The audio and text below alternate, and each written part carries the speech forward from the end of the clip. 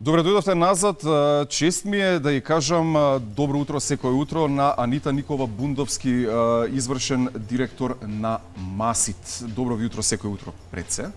Здраво, добро утро, благодарам на поканата. Ви благодарам и што прифативте да бидете дел од утринската програма на Алфа телевизија. Имаме навистина интересна и актуелна тема. Пред се да почнеме со она што се случуваше во ДИК. Хакерскиот напад, недостапноста на страницата, МАСИТ како стопанска комора за информатички и комуникацијски технологии практично беше првиот кој испрати соопштение во однос на случувањата таму. Ајде малку да го прокоментираме тоа. Ќе кажеме во вистински момент испративте соопштение. Што се велеше во соопштението и зошто го испративте? Така. Да ги поздравам гледачите утрово. Тоа што сакавме уствари да го нагласиме со праќањето на PR текстот е да уште еднаш апелираме и сигнализираме дека во денешницата, да кажам, и во нашето општество пред се, правењето на транспарентни активности е најважното нешто што сакаме да го постигнеме. Воведувањето на нови типови на решенија тек допрво доаѓа на тренд, така што дигитализацијата комплетно е активност со која што ние во МАСИТ сакаме на вистина да се занимаваме и се занимаваме. Иницијатор сме на многу активности и во склоп на приватниот сектор и во склоп на јавниот сектор, така што едноставно сакавме да веднаш укажеме на тоа дека секоја активност која што ќе следи треба да биде полна со интегритет, треба да биде полна со транспарентност. Зашто се залагаме е тоа да компаниите кои што навистина се залагаат да прават поголеми проекти, дигитални решенија и слично, се навистина експерти во своето поле, имаат искуство, имаат референци, имаат соодветни сертификати и навистина е дојдено време кога што доколку го нема одредена компанија знаењето, може да оформи конзорциум, може да оформи една, да кажам, група на компании од кои што секоја ќе си го даде своето знаење во своето поле. Так. Тоа е многу фер, поготово кога станува за големи државни проекти прашање. И нешто што исто така сакаме да апелираме до државата и до властите, сме го апелирале и ќе го апелираме постојано, е да големите проекти и големите тендери се даваат на македонски компании, бидејќи македонските компании пред се навистина етаблирани на странските пазари, а дополнително, ако македонските компании не ги градат своите први референци во Македонија, тогаш како тие би можеле да излезат надвор од државата и да прават проекти и да реализираат дополнителни активности на база на извоз и на извозни капацитети.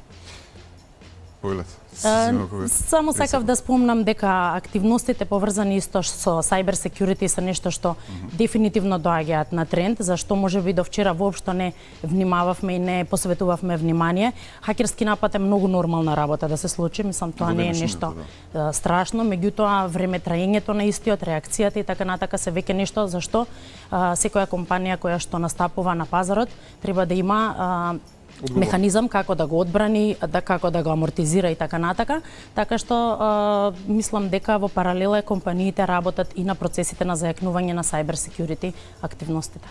Така, сите овие работи што ги напоменавте, вие како тело фактички тука постоите како советодавен орган, може тоа така да го кажем. Зборувавте и за дигитализацијата. Ајде прво да почнеме од дигитализацијата. Ако ништо друго, оваа пандемија, тоа го говоревме и напати наназад, ако ништо друго, оваа пандемија им долови на компаниите фактички колку е важен процесот на дигитализација. Ги убрза во тој процес. Не дека не постоеше потреба и претходно, меѓутоа можеме да се согласиме. Чисто како пример ќе кажам дека самите големи македонски компании имаат вебсайт, колку да се каже дека имаат вебсайт. Така. Нема конкретна понуда, нема конкретен пристап до... Чисто само онака ги кажуваме како пример. Сега веќе се менува ситуацијата и кога се менува ситуацијата, заедно со тој cyber security, значи целиот IT сектор да го ставиме на едно место, потребно е едноставно едно тело кое тоа на некој начин ќе го координира. Не контролира, контролира е прејак збор и не сакаме да го користиме во 21 век, но да го координира. Ако веќе постои такво тело, што е практично МАСИТ, така. Зошто властите едноставно не се огласуваат на тоа. Така. Па, ајде од последното па нанапред ќе одиме. Значи, ние навистина години наназад ги нудиме своите капацитети, својата експертиза, своите вработени во компаниите да помагаат при секое креирање на било каков тендер од страна на јавните установи. Навистина стоиме на располагање и веруваме дека доколку сме консултирани навремено и тендерите ќе бидат појасни, потранспарентни, понеутрални, бидејќи вие кога ќе направите конзорциум од експерти од повеќе компании, тие веднаш ќе го абстрахираат делот на да кажам на посебни фичери кои што ќе наведуваат на одредена компанија или на одреден вендор. Исто така можеме да спомнеме дека како одат работите нанапред, веќе во приватниот сектор се повеќе се бараат IT решенијата. Так. Компаниите самите сваќаат дека навистина со воведување на различни типови на алатки постигнуваат поголема конкурентност на домашниот пазар, се попрогресивни, навистина штедат на одредени фиксни трошоци и излегуваат надвор, значи креираат различни типови на решенија преку кои можат да ги градат своите извозни капацитети. Мислам дека на секоја мало и средно предпријатие му е аспирација да излезе и надвор од границите на сопствената држава, така што ова навистина може да се постигне со воведување на ИКТ алатки и на ИКТ технологии. Тоа што како масит исто така сакаме да го постигнеме и се обидуваме сите овие години да го наметнеме е масите катализатор, масите иницијатор, масите тело кое што нема мандат, надлежност и контрола, меѓутоа во секој момент бидејќи е амбрела организација на сите ИКТ компании во нашата држава, има моќ, има кредибилитет да даде мислење за секоја активност поврзана со било каков проект за дигитална трансформација. Се извинувам што ќе ве прекинам на момент, токму од тој аспект би сумирал малку поинаку. Може би требало. Значи може би требало да тоа тело кое фактички под чија закрила на некој начин се наоѓа целиот сектор, може би требало да биде освен совет одавно на некој начин и тело за координација, да речеме, на сите тие активности. Ние веќе сме дел од нашите членови на управниот одбор или со останати представници на комората во одредени тела при различни министерства.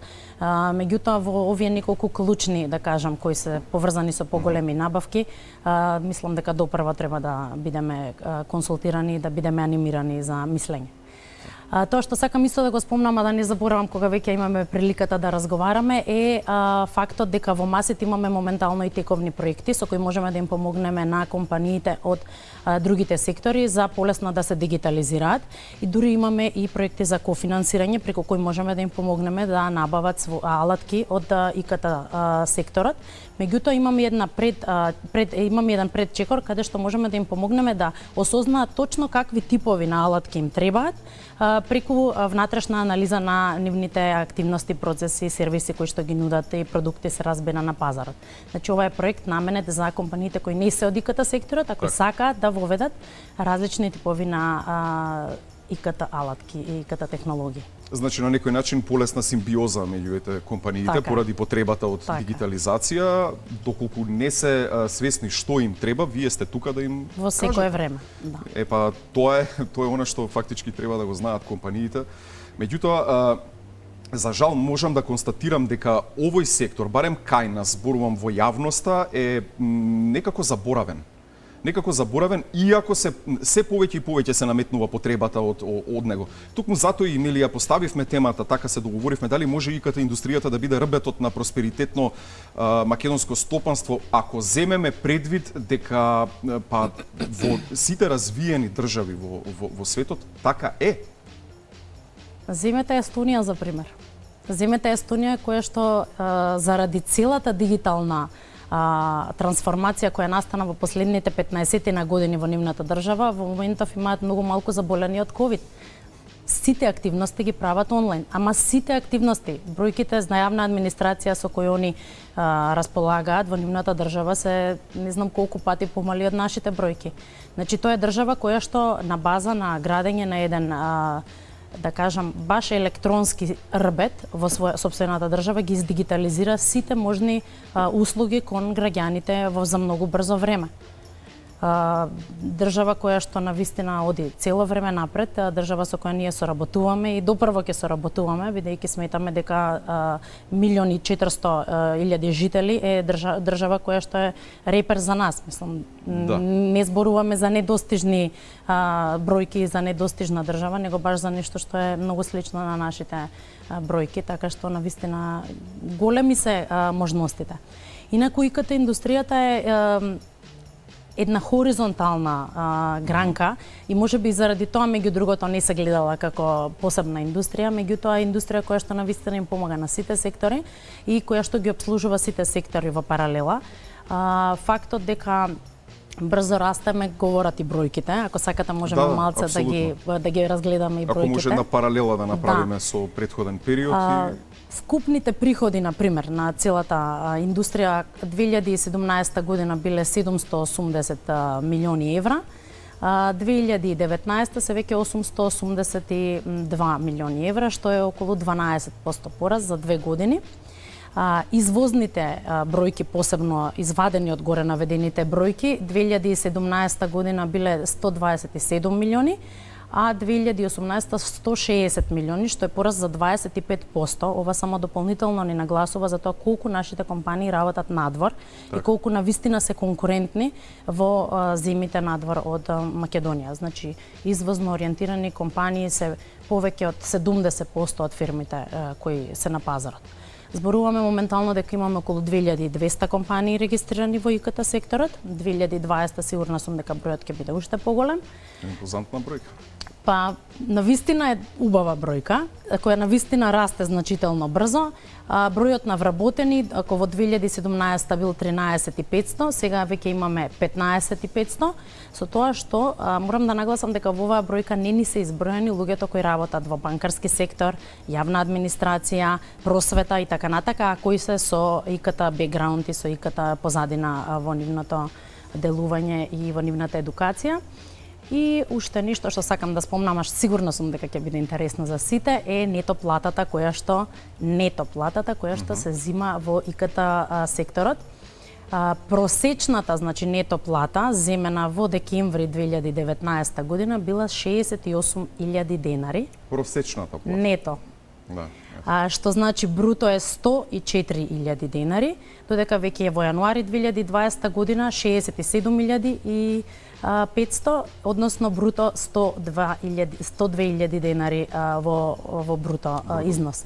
Нагласувам дека сите бројки кои ги презентирав денеска се од релевантни извори, односно Централниот регистар на Република Северна Македонија, од НБРМ и од Државниот завод за статистика. Значи релевантни бројки кои па доаѓаат фактички како одличен момент за да го финализираме разговорот.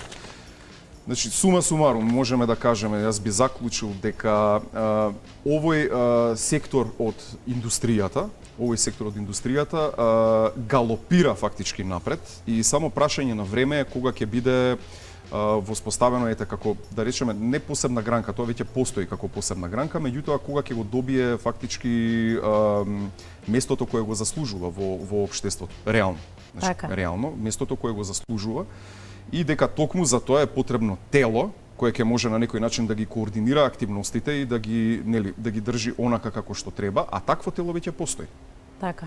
Ние, значи, стоиме на располагање за сите консултации, кон сите можни таргет публики, тоа е дефинитивно. Апелираме да младите луѓе гледаат на ИКТ и факултетите и ИКТ тренинг провайдерите на нивно постојано запишување на тие струки, бидејќи во ИКТ индустријата секогаш ќе најдете работа.